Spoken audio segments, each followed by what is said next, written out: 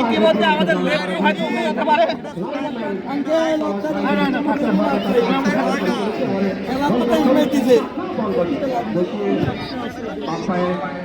বল পাঠিয়েছেন সদস্য খেলার উদ্দেশ্যে দেখা যাক কি হয় খুলনা দলের অনুকূলে 2 নম্বর জার্সি ধারিত খেলোয়াড় মেঘলা থেকে আসলে মেঘলা পায় না বল সদস্য খেলার উদ্দেশ্যে মাঠ থেকে আবার মেঘলা ভুল পাস থেকে রাজশাহী দলের নিয়ন্ত্রণে আবারও খুলনা দল থেকে সদস্য খেলার উদ্দেশ্যে পাঠিয়েছেন ভুল পাস 5 নম্বর জার্সি ধারিত খেলোয়াড় আবার ভুল পাস বল পেয়েছে মেঘলা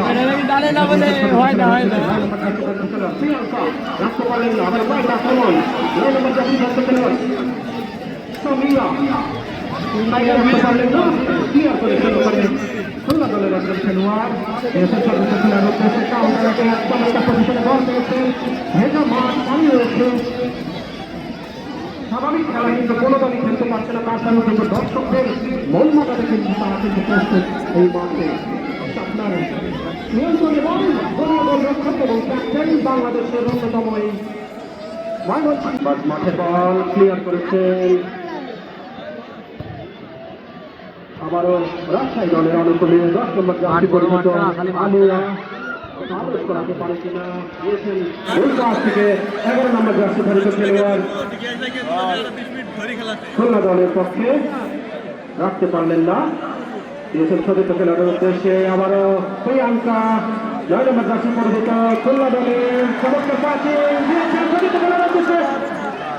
বিপজ্জনক ছিল তবে ওখানে 5 নম্বর জার্সি ধারিত খেলোয়াড় সোনিয়া রাজশাহী দলের ডিপ ডিফেন্ডার ক্লিয়ার করেছেন এই যাত্রা